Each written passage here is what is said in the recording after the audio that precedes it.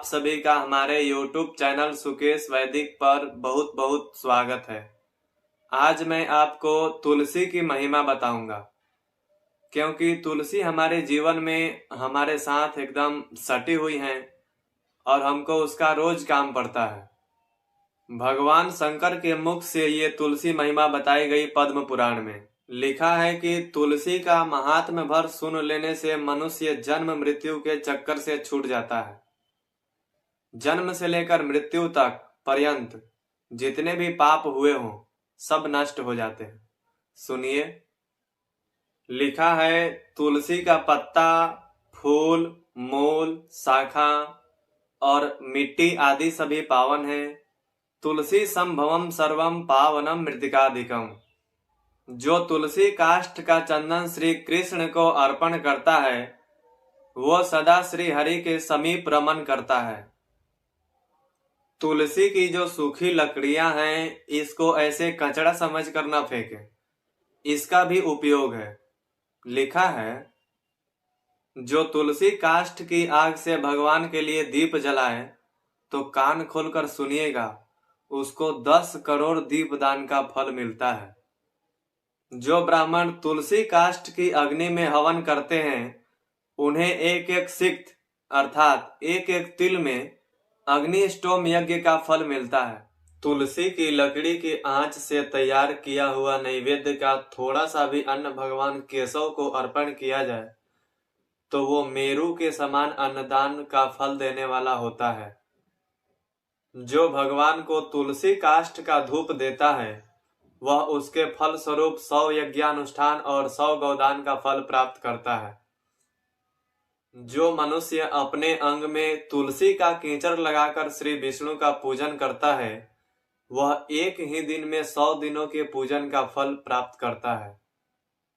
ये सब कुछ गीता प्रेस से प्रकाशित पद्म पुराण में आप दर्शन कर सकते हैं। लिखा है तुलसी की जड़ की मिट्टी से स्नान करने से तीर्थ स्नान का फल मिलता है।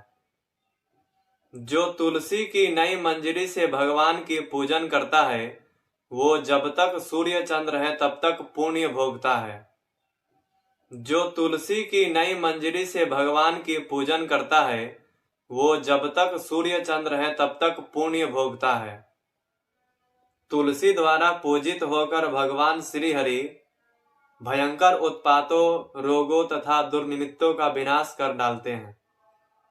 प्रतिदिन तुलसी दल से पूजा करेगा यदि कोई व्यक्ति तो वो धनवान होता है। तुलसी की मूर्ति संपूर्ण सिद्धियों को प्रदान करने वाली है। पार्वन श्राद्ध के अंतर्गत श्रावण मास में तथा संक्रांति के दिन तुलसी का पौधा लगाना अत्यंत पुण्यदायी है। तुलसी के जड़ में ब्रह्मा जी रहते हैं, मध्य भाग में भगवान जनार्दन रहते हैं और मंजरी में रुद्रदेव का निवास है। इसीलिए शायद मंजरी रुद्रदेव को चढ़ती है। जिस घर में तुलसी का वृक्ष हो वहां जगदीश्वर श्री विष्णु प्रसन्नचित्त होकर निवास करते हैं। उस घर में दरिद्रता नहीं होती और वहां दुख भय रोग नहीं ठहरते। जहां तुलसी की सुगंध लेकर हवा चलती है वहां की 10 दिशाएं और चारों प्रकार के जीव पवित्र हो जाते हैं। जिस घर में तुलसी की मिट्टी हो वहां संपूर्ण देवता तथा कल्याणमय श्री हरि सर्वदा स्थित रहते हैं। शिव मंदिर में यदि तुलसी का वृक्ष लगाया जाए तो उसमें से जितने बीज तैयार होते हैं, फिर कान खोलकर सुने, उतने ही युगों तक मनुष्य स्वर्गलोक में निवास करता है। भगवान के समीप पृथ्वी तल पर तुलसी लगाने से सदा वैकुंठ की प्राप्ति होती है। तुलसी सर्वत्र पवित्र है और पुण्य तीर्थों में अधिक पावन मानी गई है।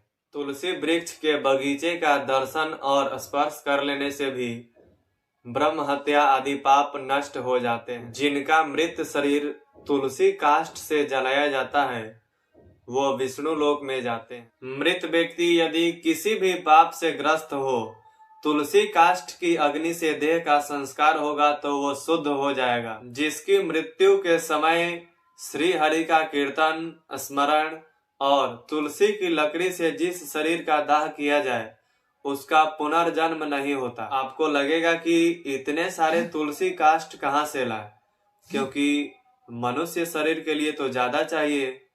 तो लिखा है, यदि दाह संस्कार के समय अन्य लकड़ियों के भीतर एक भी तुलसी काष्ठ हो तो करोड़ों पापों से युक्त होने पर भी मनुष्य की मुक्ति हो जाती है। तुलसी काष्ठ से मिश्रित होने पर सभी काष्ठ पवित्र हो जाते हैं। तुलसी काष्ठ की अग्नि से मृत मनुष्य का दाह होता देख विष्णु दूत ही आकर उसको वैकुंठ में लेकर जाते। वो करोड़ों जन्मों के पापों से मुक्त होकर भगवान विष्णु को प्राप्त करता है। जो मनुष्य तुलसी काष्ठ की अग्नि में जलाए जाते हैं उन्हें विमान पर बैठकर वैकुंठ में जाते देखकर देवता उनके ऊपर पुष्पांजलि चढ़ाते हैं।